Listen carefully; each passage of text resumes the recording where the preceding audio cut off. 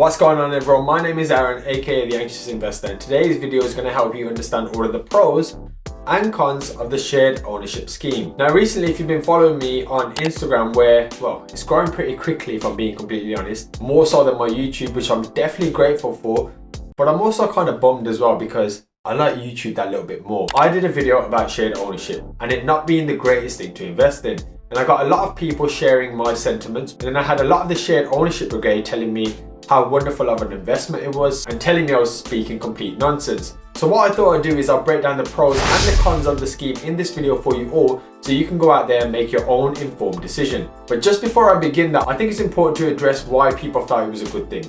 A lot of people were saying that the house prices had increased, but that wasn't necessarily down to it being a shared ownership process. I must stress that. That's simply down to all houses in the UK, or at least most of them, are simply going bonkers in terms of what they're selling for, and prices are consistently rising. So it's more of a housing price inflation rather than it being a shared ownership factor.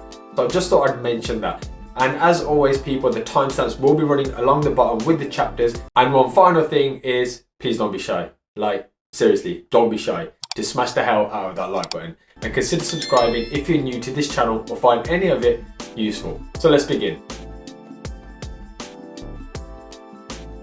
What is the shared ownership scheme? So this scheme generally works by allowing you to get a home through the housing association. You buy a share of the home, anything between 25% and 75%, and you pay rent on the rest. Also, shared ownership properties are always leasehold. Now there is also some eligibility criteria that you must adhere to, so get listening. The first is that you can buy a home through shared ownership if your household earns 80,000 a year or less, or 90,000 a year or less in London. And any of the following apply. You're a first-time buyer, you used to own a home but you cannot afford to buy one now, or you're an existing share owner. So it's pretty flexible, and you'd assume offers an option to at least those in that particular financial position. And in terms of how it works, it's actually pretty simple. It depends on a few factors, and these include the upsold scheme, which is essentially if you're over 55, you can buy up to 75% of your home through the older people shared ownership scheme. And once you own 75% of that, you no longer pay rent on the rest of it, which isn't too bad. You then also have the hold scheme, and this scheme is essentially designed for people with a long-term disability. You can use this scheme if the other help to buy options given by the government don't meet their needs. For example, some people may need a ground floor flat, and if this is the case, you can go out there and buy up to 25% of your home. So how do you buy more shares? Well, you can buy more of your home after you become the owner. This is known as staircasing. The cost of your new share will obviously depend on how much your home is now worth when you want to buy that share. So please note, it will cost more than your first share if the property price has gone up, and obviously less than your first share if the property price has gone down. And usually the housing association will get your property valued and let you know the cost of your new share, and also you will have to pay a valuer's fee every time you want to exercise that right. And how do we sell it? Well, if you own a share of your home, the housing association has the right to buy it first, essentially a first refusal. The housing association also has the right to find a buyer for your home as well. So it's not something that you can just throw on the open market and try and flip it straight away. Now, let's talk about the advantages and disadvantages, starting with the advantages of the shared ownership scheme. The first and obvious pro is that you get yourself on the property ladder as an owner-occupier relatively easier. And the second, which is a bit of an assumption, is that deposits are generally slightly lower. The third is you can sell a shared ownership property at any time and will benefit from any increase in that value it has since you first purchased it, which is pretty decent.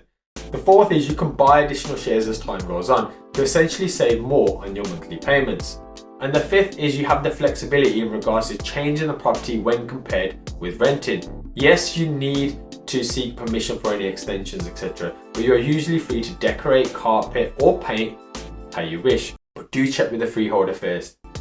So looking at some of these points, it seems like a decent option for many people. But sometimes when things sound almost too good to be true, you must always assess the flip side as well, because there are some disadvantages, which I'm going to discuss with you now.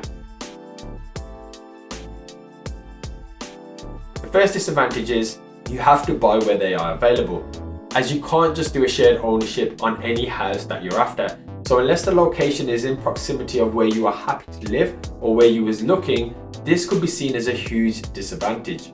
The second is staircasing, as mentioned earlier, where you can buy more of your home. Although it sounds like a great incentive as you begin to save more money and look to increase your equity, it can become more costly, especially if the prices of houses are rising over time, making it very difficult to staircase. The third is you will pay service charges to the housing association provider for the services they provide. Stuff like maintenance, repairs for communal areas, insurances of the building, etc. And the fourth is you are still classed as a tenant, and you still pay rent for the portion of the property that you don't own. So failure to pay rent, or maybe you're doing some nuisance behaviour, which you shouldn't be by the way, could essentially get you evicted. Now I've also heard of stories that you could risk losing a portion of the house you have already bought if you are evicted. So please do check more about this, or just don't be a nuisance. And the fifth is stamp duty. Now a lot of first time buyers don't pay stamp duty, but there are two options here. You either pay it in full for the full value of the home up front, or you just portion it out to the amount that you're buying in that first instance. Now, if you want to do the latter, then you won't qualify for an exemption of stamp duty. And every time you buy a larger share, you'll have to pay stamp for that amount. If you opt to pay the full amount up front, however, which I believe covers properties of up to £300,000 and £500,000 in London, you will qualify for an exemption. So hopefully that makes sense. And the sixth point is obviously like the video, but also that not every lender offers mortgages. So refinancing and initial mortgages may not be as competitive or maybe slightly more difficult. The seventh is you pay service charge of 100% regardless of how small your share is. So if you own 25%, you still got to pay 100% of the service charges. And that's it. That's pretty much the end of this video. A bit of pros and cons on the shared ownership scheme, which has been a very, very popular topic. And I urge you all to look further into this, and I've put all the references in the description below as well to make sure that you're doing the right thing for yourselves. Let me know if this is something that you think you would do in the comments below, want to do, or are totally against as well. Because myself personally, I'm still erring on it's not something that I would potentially do. But hey, everyone's circumstance is different. And of course with that, I think it's time to roll some bloopers and say thank you all for sticking around today when you could have been doing anything, but you chose to spend a few minutes with me. And I sincerely appreciate that. So as always people, thanks for watching. And saying that I was due to use. So the first thing is, the third is you can tell a shared ownership property at any time. What did I even say there?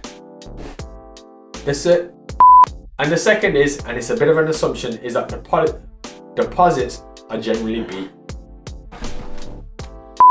So these people fall under